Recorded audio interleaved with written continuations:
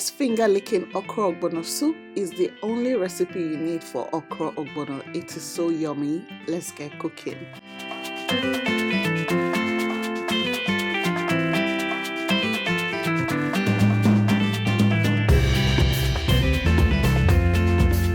These are the ingredients we'll be using for this recipe.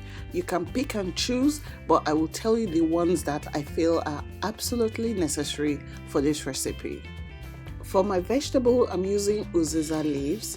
I will not skip this because the flavor that uziza leaves bring to your soup is something else. If you've never used uziza leaves before, you should start using it for your soups.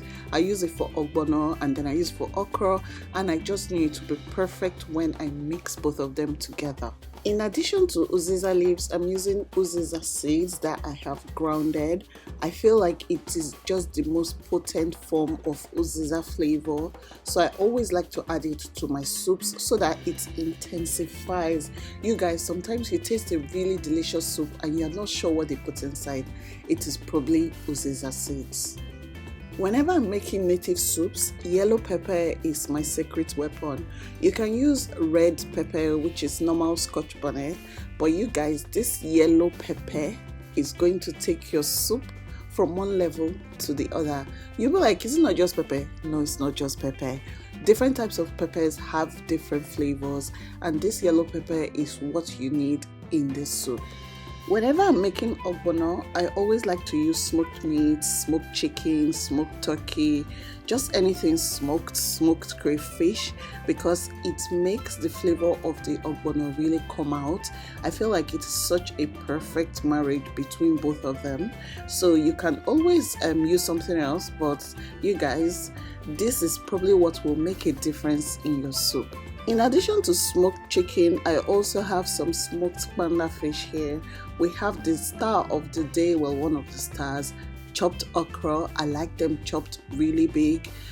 This is not extremely big. There are some people that like it like big chunks. No, this is how I like my okra. Not smooth, but just like this. I'll also be using some palm oil. We have some smoked big crayfish, and then we have pomo as an obstacle. The rest of the ingredients I will be showing you as we go.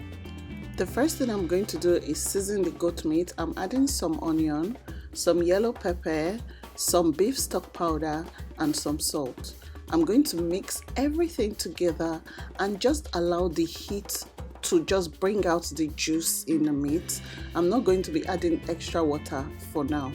As you can see, a lot of juice has come out of this meat and it is going to make it extra flavorful. I'm going to reduce the heat and allow it to steam till it is soft. I'm going to heat up a pot and add the palm oil. Next, I'm going to add the ogbono that has been grounded. It's been grounded with a bit of crayfish powder so that it can have like this texture.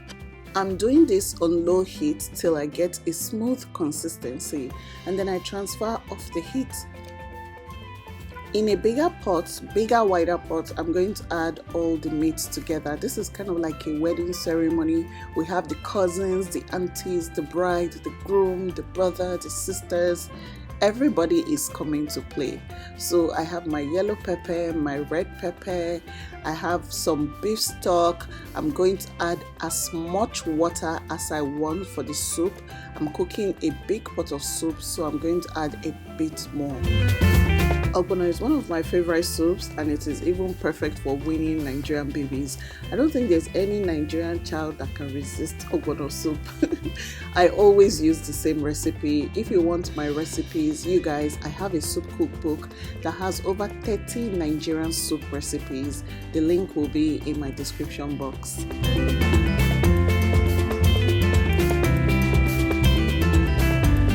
Once you see it's boiling like this, we're going to bring in the uziza seeds, you guys, some more stock powder. We're going to add some salt. I didn't add a lot in the beginning because I knew I was going to add the stock, the beef stock. So you don't want to over season your food. Now I'm going to add the ogbono that we did earlier with the palm oil, and then just mix everything.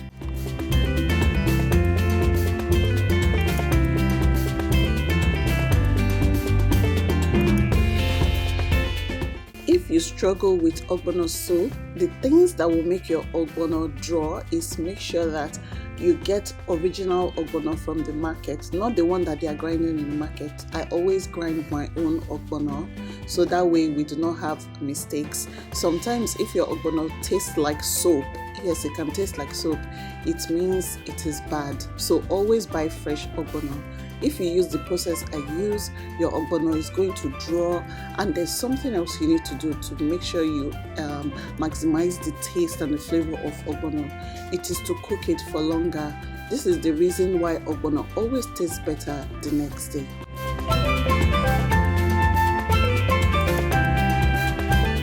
Now I'm adding the uziza leaves, and I'm adding it first because uziza leaves tend to be a little bit hard, so you need to boil it just a bit more than you would boil the okra. So I'm going to add the okra last. I don't want it to be too soft, I want it to still be crunchy. So we are boiling the uziza leaves so that we can bring out the flavor before we add the okra.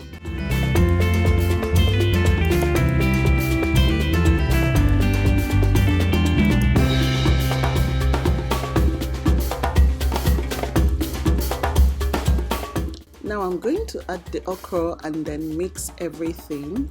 Once I add the okra, I reduce the heat or turn it off completely.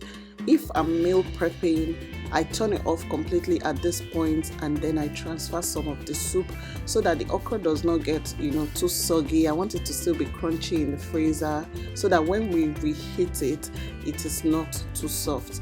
But if we're eating immediately, I'll reduce the heat and then just allow it to cook. You don't need to overcook it. The residual heat will do the work.